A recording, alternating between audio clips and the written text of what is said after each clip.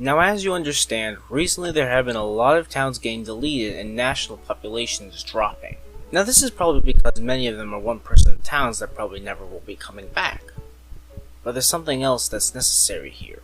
If you do /T, you'll notice your town's population is low, especially if your town has been known to have over 100 people or so. Now it's probably down to, let's say, 10 or 20. Now to take this to a larger scale, let's do /T list.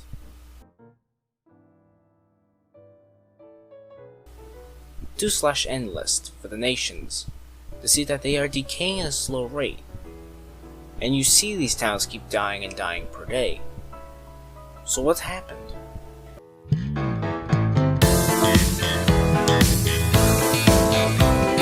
Now, I've used this term from the movie The Purge to represent the huge population shift Exalted is finally having. The movie was based around people purging one another, so in this situation, it's the server purging the players.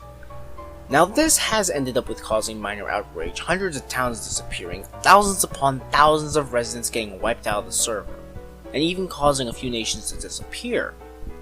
So how did this become a norm? Well, we have to wind the clock back to August. In early August, Empire was once again infiltrated by a certain someone, and in doing so, the nation was disbanded, as an exploit to become king was used again. The same exploit that Xenoblaze used to infiltrate Empire back in May, that was never patched. And this person who was doing it? Yes, it's the same exact guy. Xenoblaze destroyed Empire. You should have gone for the head.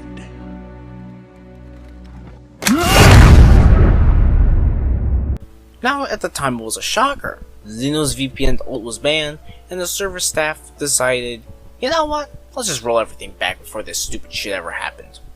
And it worked. With one huge consequence. The rollback caused the server to go into a chaotic mess where it crashed many times over. People were complaining, and at some point 2 days later, on August 11, 2020, the server updated Towny-Exalted, and brought with this update, along with a few changes in terms of plots and bonuses, it changed the /res that would change the entire deletion date from 365 days to 90 days. /res is the command that shows you all the details of a player. After a certain amount of time, 365 days, you were able to basically see when the person came on, their money, what town they belonged in, what nation they belonged in, and ranks they held. However, once it passed the 365 day mark, they would be wiped out or crossed off. The change, unfortunately, decreased this by over 75%, and this was not agreed by everyone. Now, War of the Tom states that it was done for inactivity purposes, but I would not be surprised if it had to do with something that the files were fucked up during the rollback and they had to fix it. Or that's what I at least hypothesize. So this ended up with a few players going as far as to create a boycott to MineSuperior, led by the judge, but that didn't last long, and more than Tom, who was notified, basically said, "We know they're threatening us with toothpicks. Tell us when they start using spoons and we can discuss warnings." That Discord server closed, assumingly, and things went back to normal. Well, sort of. Now, the short-term effects weren't bad, but the long-term is definitely worth something that we should understand.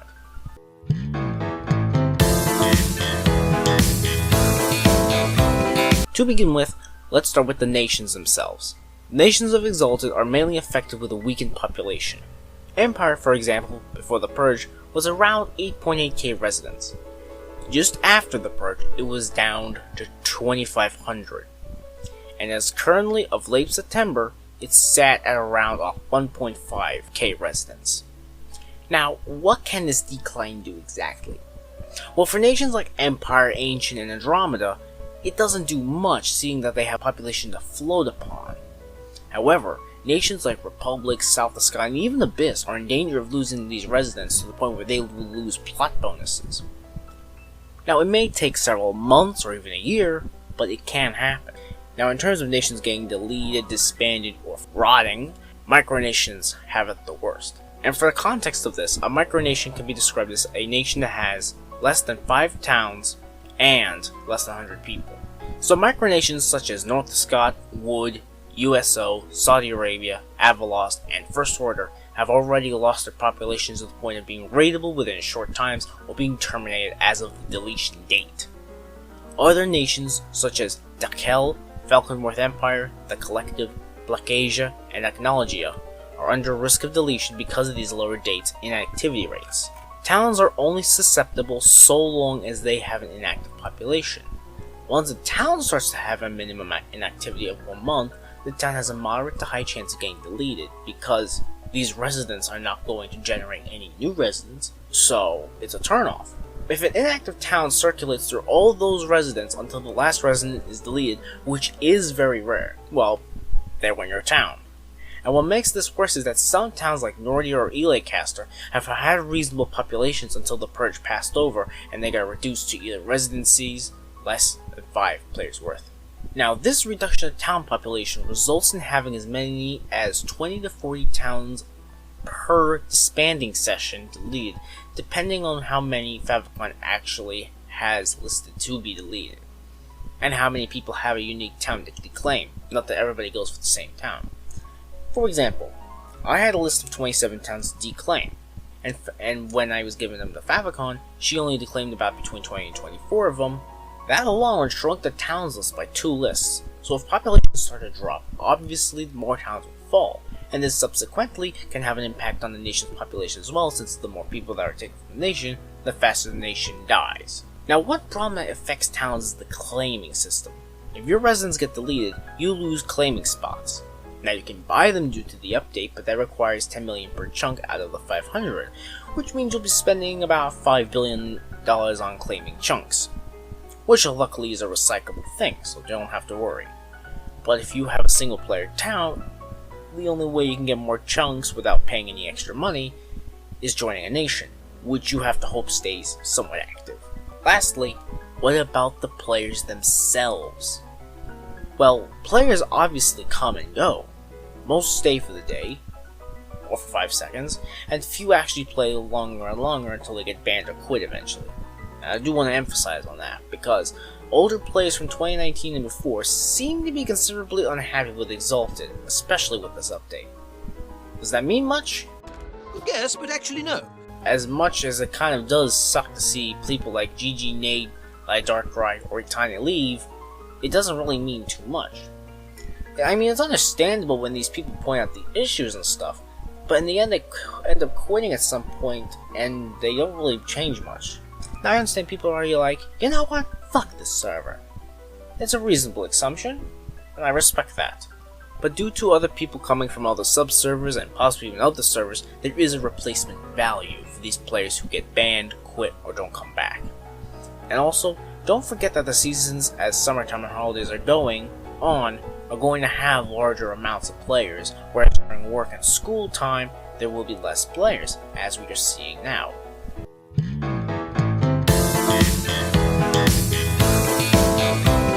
So this is going to actually be more of a neutral-based section that's not going to have as much controversy. It's mainly about the raiding portion. As already stated, raids are more common now because of this. But what does that mean exactly? Well, raids are first defined as, in my opinion, when a town is accessible to the public to be greeted of its buildings and or landscape and or robbed of ready-made items that are found in anything that is in a compartment. So basically, raids is when you steal from a town, legally or illegally. Raided, not raided, claimed, not claimed. But we'll be focusing on just the legal portion. So you got a town at the 2-month mark. It's disbanded by Favicon. You steal whatever you need from it, you sort it out, you make money off of it. Now picture this, and take it and multiply it by like 2 or 3 times.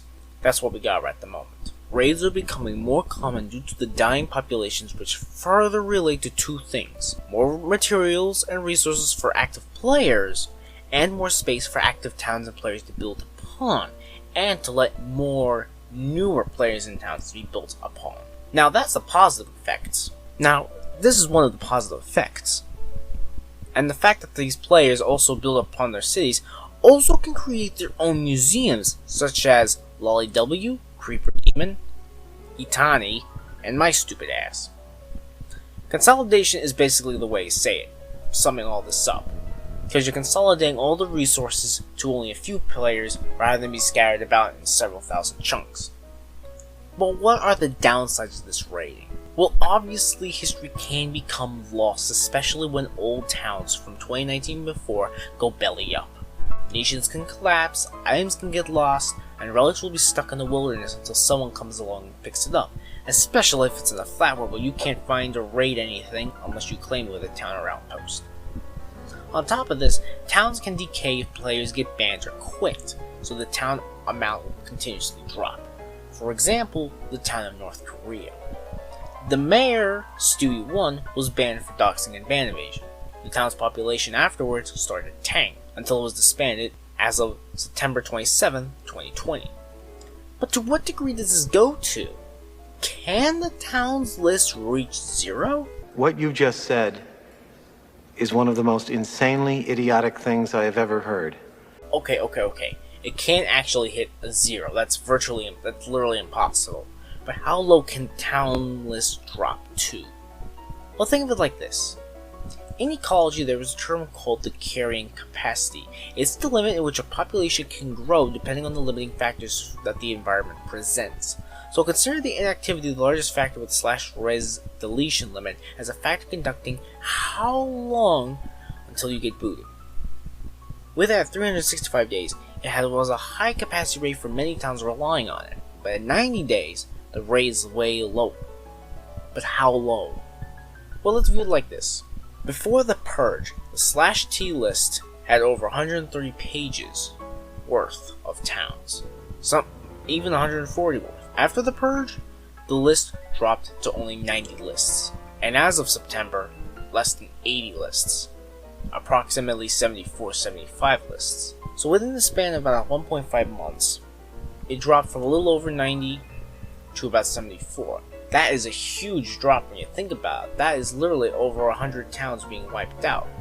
So let's say we lose 8 lists a month, but each time it drops by 1. So in 8 months, it'll hit 43 lists. That's a lot, at least in the prediction status.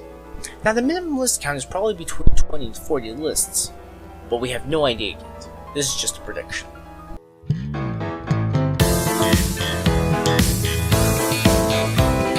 But now that I destroyed your mind with education from school, what is the end result of this? Well, it's a mess now. There are 4 parts to blame for this whole event. 1 part to Xenoblaze for initiating the reaction, and 3 parts to MineSuperior. 1 for not catching the glitch, the first or second time. 2nd for not patching the glitch when they announced they did, and probably just assumed, well, the drunken asshole is gone, so no more problems.